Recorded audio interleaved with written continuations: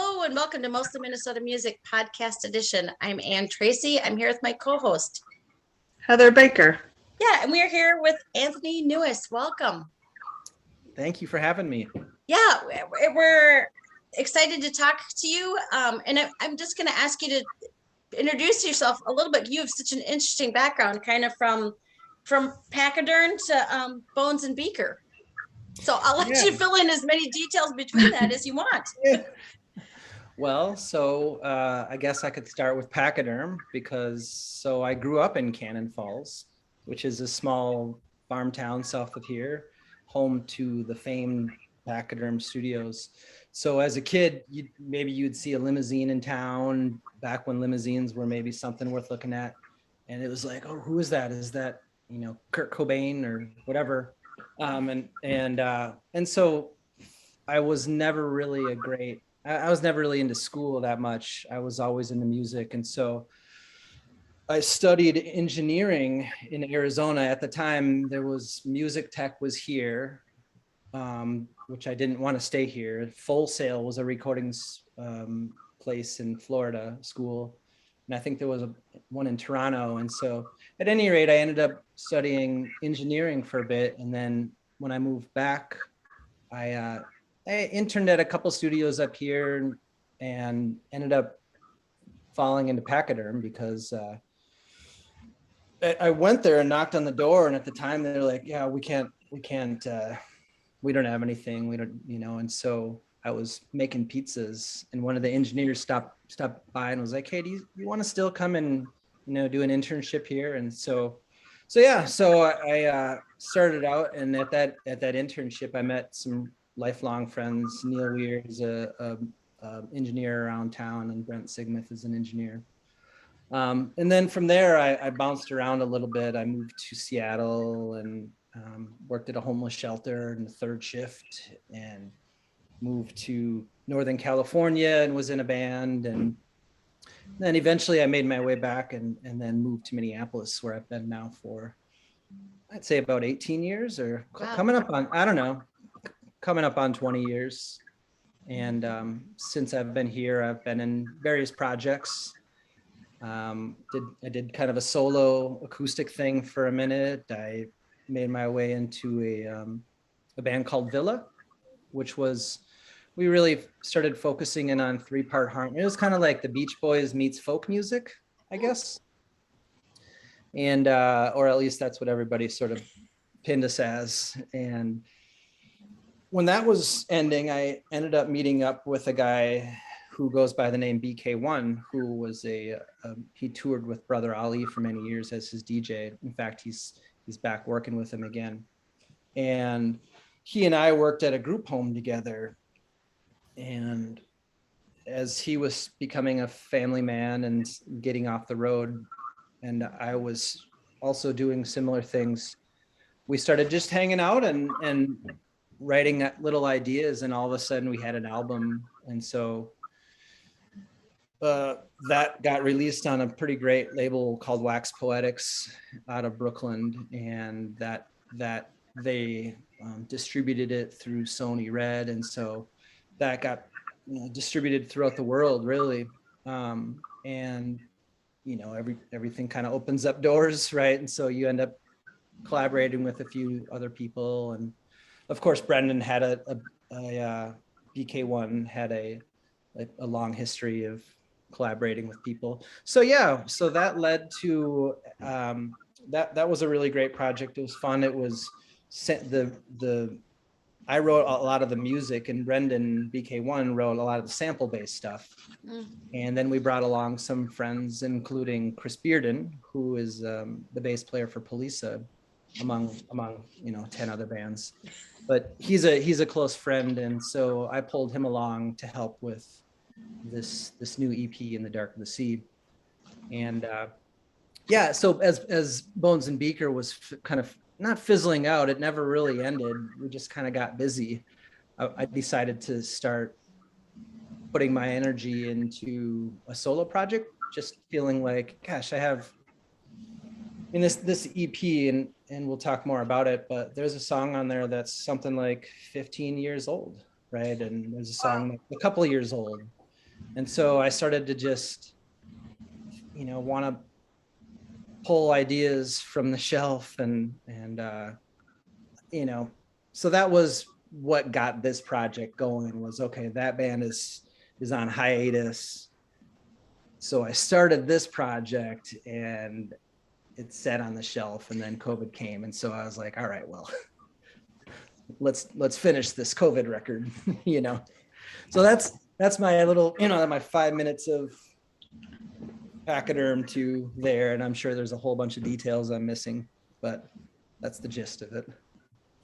How did you go about gathering the members for this In the Dark of the Sea album or EP? Yeah, so well, like I say, I should back up with all the other bands that I was in. It was always like full on collaboration.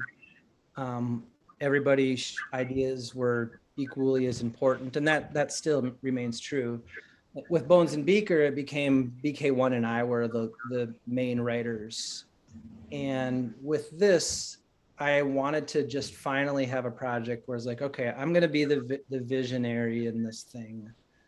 And so I'm saying that because I wrote all the songs, and then I just I also really wanted to have a project that wasn't just any one group of people, that I could pull from this group of people or these friends or this genre. And so, like I say, Chris Bearden came along, and really he helped out a lot on this project. He did a lot of, some of the engineering, and really good just bouncing ideas off of. If I had to guess, he's probably the most similar in musical sensibilities in terms of songwriting and capabilities. I think he's maybe light years ahead of me, but really a great person to collaborate with. So that was, he helped out with the bass. Jeremy Ylvisaker is a guitar player around town who's, if Chris is in 10 bands, Jeremy's in like 50 bands. And he's a mad scientist on the guitar. And we played a show together. It was all, our relationship has always been based, not always, we've really only gotten to know each other in the last couple of years, but it's been based on improv. And so literally the first time I met him was when he stood on the stage to play guitar for a show that I was playing.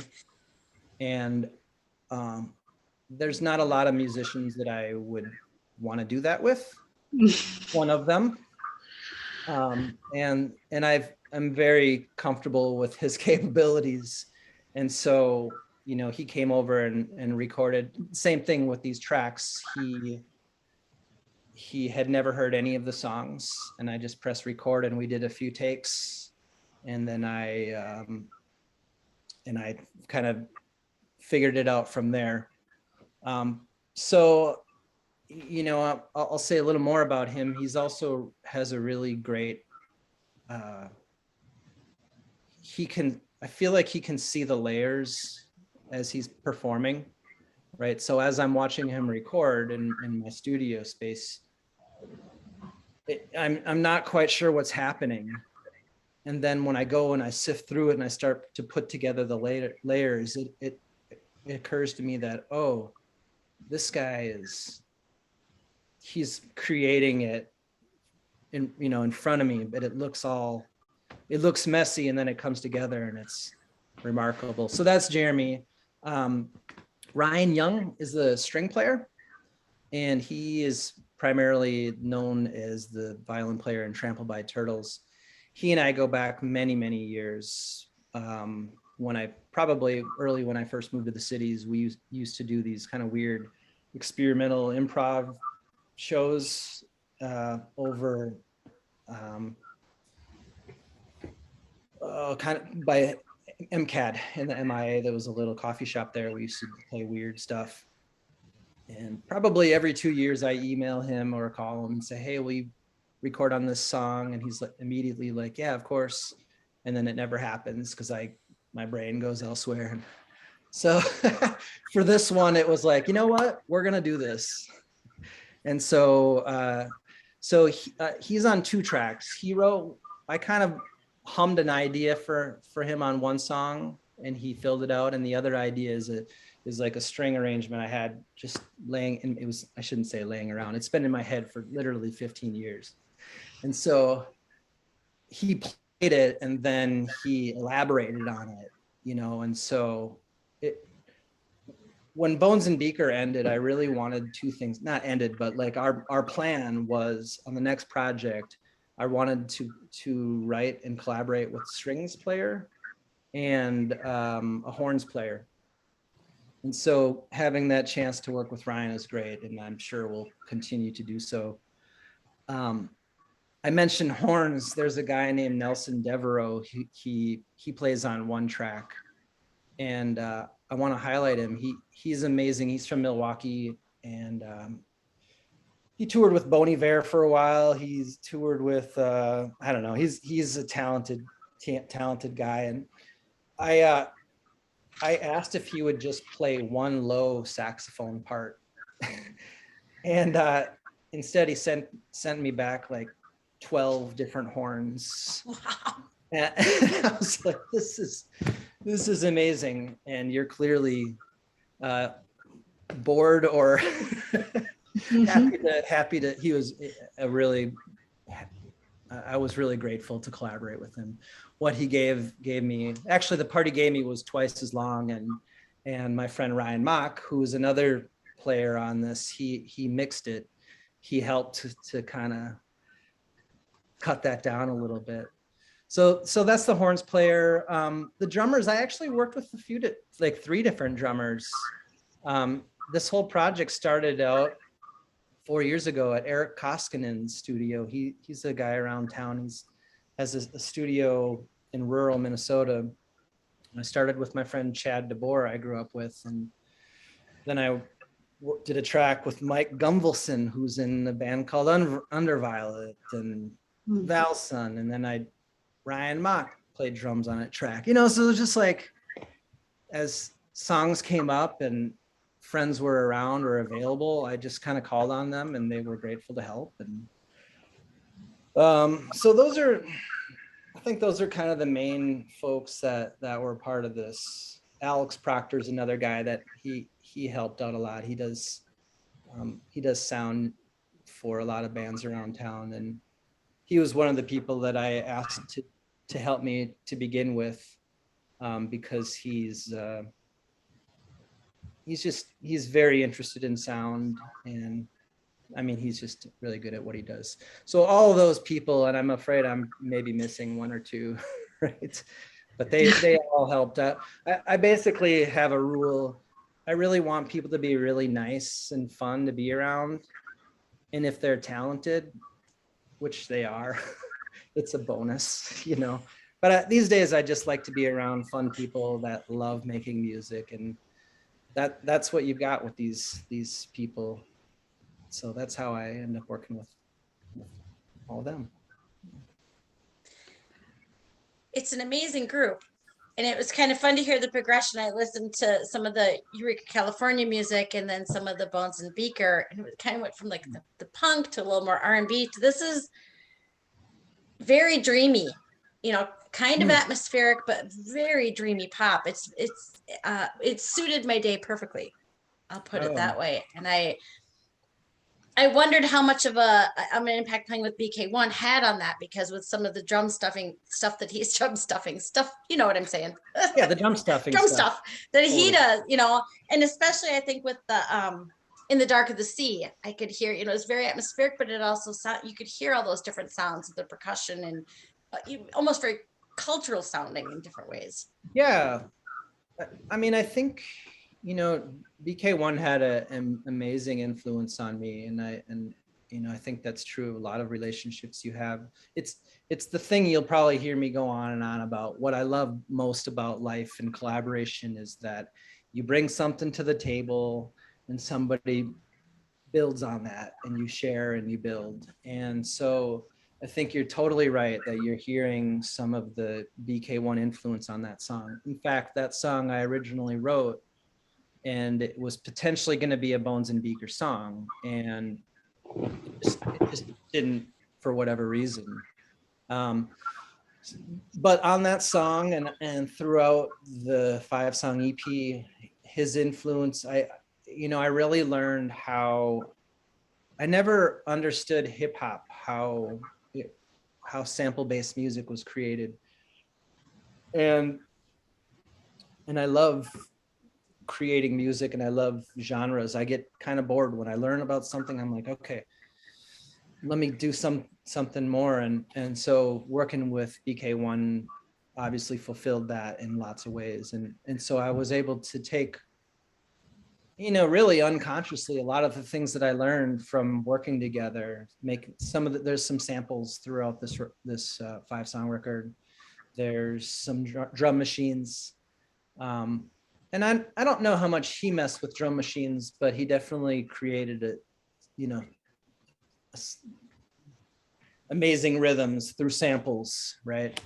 So I very much wanted this to be electronic meets live record, or live instruments. And so some songs you'll hear that more than others. And I think the last song on is actually it's a cover song. I know it from Ray Charles, and sounds like maybe you do too. But it's a Buck Owens song. Okay, yeah. And I'm pointing to that song because it's not like the rest of them. It's a country song, and with some kind of harmonies that I put on, but it's pretty much just an acoustic guitar and a little bit of electric. Whereas a lot of the record is more samples and different kinds of beats and live drums and stuff. And so, yeah. I think I mean a Crying Time. It's it's the version that I know, but your version of it, of course, made me want to go back to listen to the one that I knew, and I could listen to those on repeat, yours, and then for Ray Charles for such a long time, because they're very different songs. I mean, the sound of it is very different. It's fascinating. Yours is weirdly beautiful in a kind of a distorted way that I was really drawn to. I'll say the thing about that song is I had no intention of it showing up on a record. I really was just, I loved it. And one day I just sat down and recorded it. And I don't even know what compelled me to do that. I have no idea. And when I brought a few of those tunes to some friends to kind of decipher which of these should I use, they pointed to that one and said, you're going to use that and don't even touch it. Let's not add anything to it at all. But the bigger point about that song that I liked is that country music has often had this kind of masculinity to it that, I mean, I'm downplaying it, right? Country music has historically been sexist and whatever. And I love old country music. I have a great place in my heart for it. But some of the masculinity has always been a little off-putting, and I like the idea of flipping it a little bit. So I sing in falsetto on that song to it just felt fun to have some tension there. And I don't have any problem with masculinity either. You know what I mean? I thought it would be fun to make a country song and sing it with a really high voice. And so I love that you have, like a little secret jab or just a message in there. Yeah, it wasn't meant, not meant to be political or anything. It's just the way my brain thinks about things is like, well, let's do this. That might be more interesting to listen to, I don't know. So I'm glad you noticed that is Ray Charles. I mean, that Ray Charles version is something else. There was something, because it's such a dreamy album, and as I was listening to it, it's like all of a sudden you get to the part of the dream where there's something you recognize. Like suddenly you're in your third grade classroom, because suddenly you listen to Ray Charles. I mean, that or Ray Charles came to your classroom in third grade. He absolutely did. I'm from but that moment where it makes you think of, because I'm sure I listened to it in the back of my dad's car all the time, but all of a sudden from all this very uh, very nuanced and very new sounding things to me to get to that familiar just brought that dreaminess to a different level. You know, just I'm glad. brought it to a less conscious level for me. Where like, oh, this I really sunk into that song because of it, I think. I'm glad you said that. It's the last one on, again, there's only 5, but it's the last one. And I wanted it to be there because it's a little bit more lo-fi, for lack of better language. It's a lot of just one take stuff. And I specifically left some mistakes in there, whereas the rest of the album is a little bit more polished and sonically is just maybe higher quality or whatever. I don't know, however you take that. I was gonna say, what your voice, you brought up Bon Iver, and you do remind me of him, and a few songs kind of that dreamy in the voice, and I'm just like, oh, he's so magical, and you, like Ann says, you get that. But I want to go back to the first song, the In the Dark of the Sea, and when you were talking about Bones and Beaker, like it is, now it's more interesting that how you layered it, because it's like country, folk, pop, and I'm just like, wait, what is happening? And it like just waves it, like how, I don't know. It's so crazy how you can do that with where it just, it's like seamless, but it's happening too at the same time. Thank you for saying that. I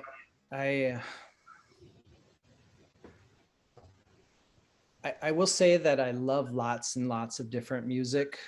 And as I mentioned earlier, I tend to get a little bit bored when I sort of feel like I've figured out something. I mean, people spend their entire lives on one genre because they keep getting better and building on it. And that's just not who I am. I've never really been that way. But with that said, as I sort of move from one place to the next, some of that stuff just naturally comes along. And so to the point where if I pick up a guitar, I'm going to start playing it's going to be like a country. If I pick up an acoustic guitar, that's what's going to come out of it. Right. Unless I consciously like, okay, don't do that. And it's part of the reason why I started to work on, with synthesizers and drum machines on this, because I don't know much about that world. And even when I did start, working and collaborating with with BK1, and we were starting to use different sounds, I still hadn't messed with it too much. So, I'm going a little bit on a tangent with what you brought up, Heather, but I think what you're getting at is that there's maybe some different genres within this. And when we did the BK1 or the Bones and Beaker record, we sat and thought, is this a coherent album? What is it? And I don't know if you guys are familiar with too much of that stuff, but there's a similar thing happening where we kind of bounce around to different genres, and it's not really intentional. It's just kind of how things came out. But I think this is my speculation. I think my interest in vocal harmonies and my interest in melodies is partly what makes it cohesive. And I think I said that about the Bones and Beaker record as well, is that I enjoy a simple pop song and making lots of layers. And so I think that's part of what allows me to go through different genres without it being too jarring. I mean, again, I'm biased, so I don't know, you tell me, but I don't think it's all that jarring. I think it's like, oh, now you're kind of doing this, but I can kind of hear that. So yeah, it's kind of the great thing about it. Well, I was going to say, I just have never heard it that many changes that seamless, like it made sense. And it was shocking to me. So I Thank you. I don't know. It's very intriguing. And when you were talking about the improv and with Jeremy, like, and then to have you hear the layers or see it is kind of what I envisioned listening to that song too. Like it just kind of like oil and water, but then it just melts and goes together. I don't know. It was just, Yeah. Yeah. And, I'll say that with this record, I've kind of became more of a producer than I ever have. In fact, the stuff I'm working on now is a 100% me. Chris Bearden helped a lot with the vision on some of these songs. Alex Proctor helped out a little bit here and there. But I did start to take on more of that role. And so, as I mentioned, all these different ideas were thrown at the wall. And then my job was to sort of make sense of all of that.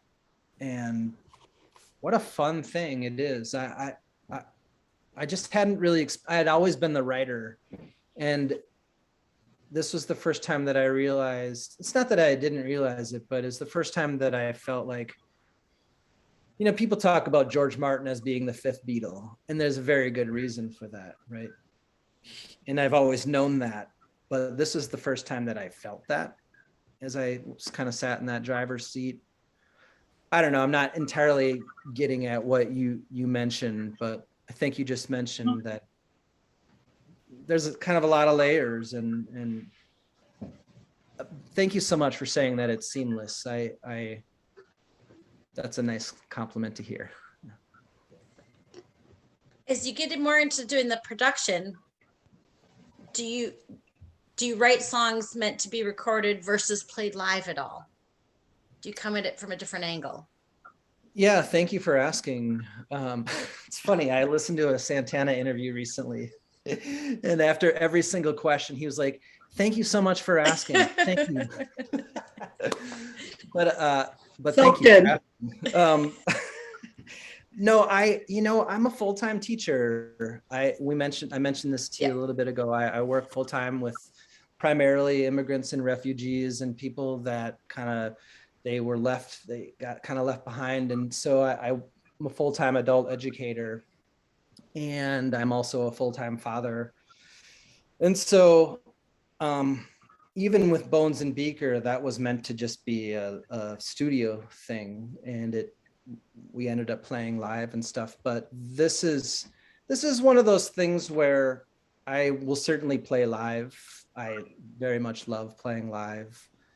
I probably won't. I know I won't have like weekly band practices with my very busy collaborators. But Ryan Young and I did a show a few months ago, the violin player, and it was just him and I. And then I've done a show with 3 people, and with 4, and with 5. And so my goal will probably always be to write fun music in the studio setting. It's something that it just scratches it. It's something I very much enjoy. But with that said, playing live is also something that I really love. I think because I'm always performing as a teacher, some of that, I get some of that, but it's also me playing music with my friends on stage. And so I miss that, right? And so probably I'll play this live. I'm intentionally not doing a release show for this. It's funny you ask, because the new stuff that I'm working on, I started last summer. I bought a pop-up camper, and I went up to different places.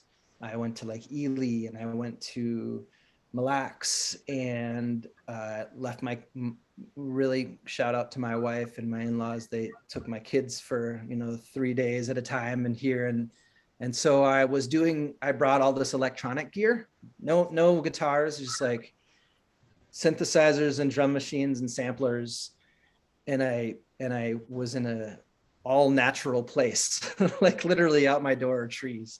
And so I'd wake up and I'd go for just long hikes or swims, and then I'd go record. all electronic music. And so I'm bringing this up because it's hard to know if that stuff will get played live or not. You know, this stuff is, I think I could do it pretty easily. But as I kind of keep geeking out into some of this technology, it's occurring to me that it might become a little bit harder and harder. We'll see. I guess that's why bands have pre-recorded tracks they play along to sometimes. So maybe that'll be, I don't know. We'll see. It's interesting, the synthesizer and beats, whatever, in the camper in the forest as you're hiking. Like, do you mimic or hear sounds of sort of that environment, or is it complete opposite and you just have the calm of the environment around so you can go elsewhere? I think that's it. I think the second one is more true. I don't just, it's not like I'm writing this all meditative song, you know, and maybe that had happened too, but the stuff that I'm working on is very much not, you would listen to it and say, what, you wrote this in the middle of trees? Right? Like it's not that. Well, you layer quite a bit, so you could have something start there and then have whatever added. Well, and it's funny, I started with the skeleton of these synthesizer song or electronic songs, and then I brought in the same group of people, and so now they're taking on another life. We'll see. Who knows? I of course would love to play all this stuff live. I just know that I want to do it right if I do it, you know, and to do it, some of the stuff right, I would have to put a lot of energy into it, or kind of scale it back a little, and that would be fine too. We'll see. I don't know, you know, with you guys have been going through COVID. One of the things that Jeremy Ilvasacker and I talked about actually at the last session we had was just us learning to be okay with not knowing things. You know, we're such a culture that I need to know, I have to have all this control, and I'm not sure that's where I'm at right now. So we'll see. But sure, I'm gonna play this stuff live. Will it sound just like the record? Some of it will, and some of it I don't think will. You know, maybe. But I How think we go ambiguous to, of me. yeah, but I think we go to see live music to hear the difference. Mm-hmm. That's nice of you to say, because there's a part of me that really likes, as I've gotten older, I also feel that way too, where I don't need to see Paul Simon sing it exactly the way he sings it on the record, or whoever it is, you know, Bon Iver play it exactly the way it is. You know, I do grow to appreciate that. So it's nice to hear that from your perspective.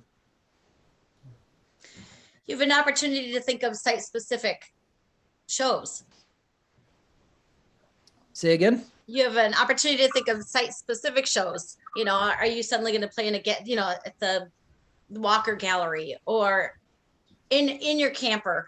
Invite people, you know, I mean, especially, Yeah. you know, what we do for live music has changed so much in the last 2 years. It's a really good point, and I sure don't know. Oh, somebody's at my door. My dog's about to bark. Oh.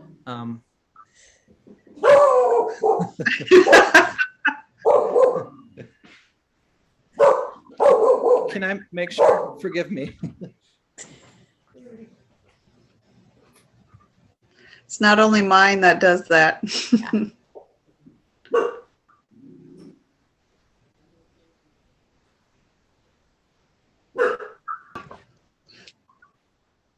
Forgive me.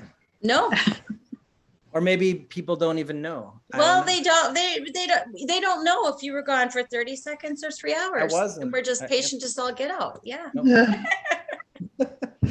I definitely didn't go to the door and help a neighbor out with something. Oh, very good.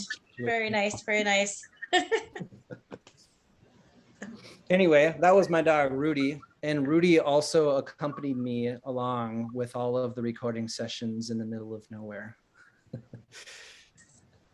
Nice. I love that. So forgive me, I forget what we were talking. You know, you were mentioning the possibility of playing shows at different places.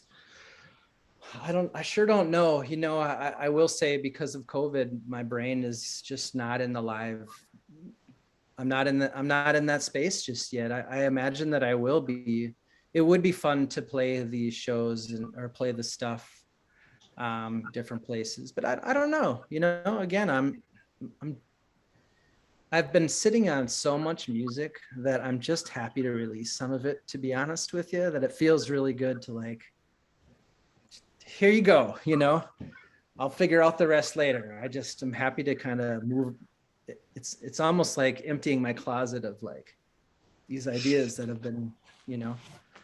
Well, let the baby So, be born and see what happens. I mean, that's the yeah, yep. I'm sure I'll play shows. I always play shows every year, but nothing is booked yet. Oh, no. And if you have any Walker connections, set me up. I was gonna say, oh, for how you itch for change and stuff, it would be interesting to have like a little follow you around to various venues and how it distorts or changes or encompasses the environment into the music too. Yeah, I mean, going back to that camper, it would be kind of fun. And actually, you know, we also, Bones and Beaker practiced, and I have a garage. I'm pointing at my records, but behind my house is a garage. And in that garage, it's kind of a classic American like rock band garage where, and behind it is just the back of businesses. And so we've talked at times about having like a good old fashioned garage show, which I haven't done in years, and that could be kind of fun too, you know. That And sounds maybe I can incorporate awesome. the camper. I don't know how to incorporate my pop-up camper, but it's got to happen. Bring them Could all. turn into a food truck for the night or something. Yeah, there we go. There we go. Exactly. Yeah, it would be fun to go in the middle of. It would be fun to go in the middle of the woods and perform electronic music. Well, I guess that's kind of what Justin Vernon was doing with the Eau Claire's Fest. Yep. So maybe he'll do that, and I could go perform at that again. That would be cool. That would be cool. Yep. Let's talk a little bit about the release. This is coming out April 8th. Yep. So right now, on April 8th, it'll be available on all of the platforms, whatever all of them are. You guys know. And right now, you can pre-order it on Bandcamp. So what is it? I think it's just anthonynewest.bandcamp.com. And so when you pre-order it, you can get 2 of the 5 songs. And then the rest of them will become available on the 8th. And it's just going to be released digitally right now.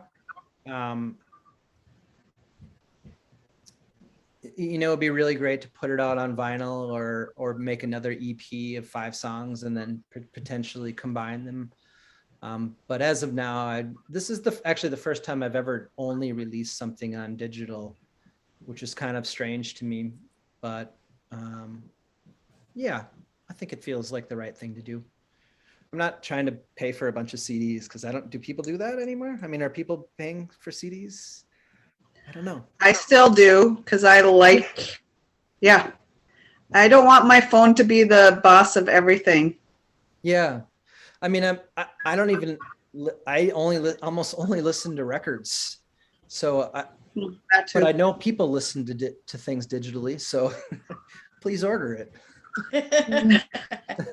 And you won't be disappointed. As you said, it blends well, but there are a lot of different sounds. I mean,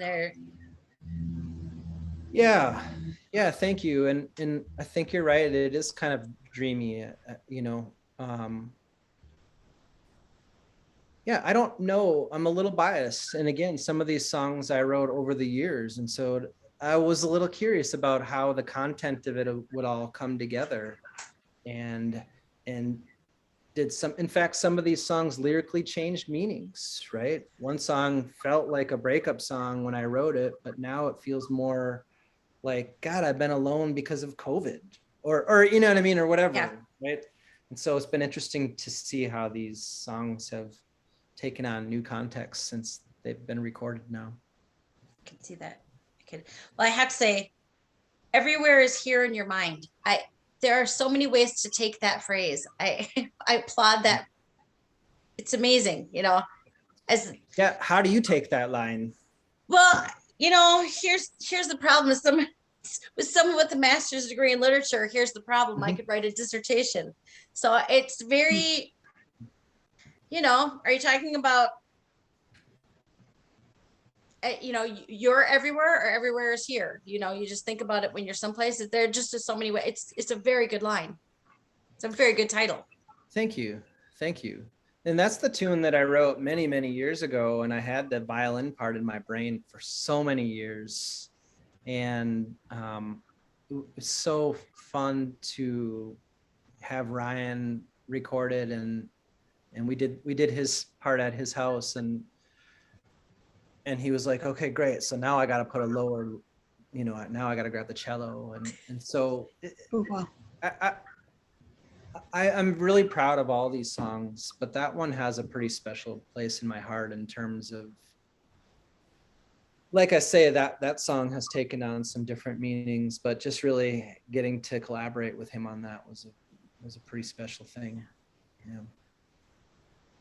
Well, that's the beauty of collaboration. They're all special in some way.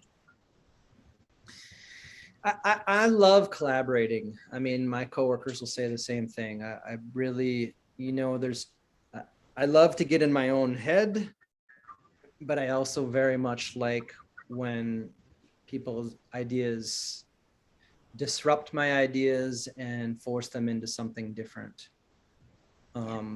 Whether, yeah, I really, really value that very much. Well, I think In the Dark of the Sea very much contains that. I mean, it's so people will like it. Thank you so much. Anthony Nuez, thank you so much for joining us. It's been a delight to talk to you. Yeah, thank you so much, Ann and Heather. It's really great. And again, compliments on that painting in the back. Thank you. Staring at it. Yeah, no, I really appreciate you taking the time to ask me thoughtful questions and let me tell my story a little bit. So thank you.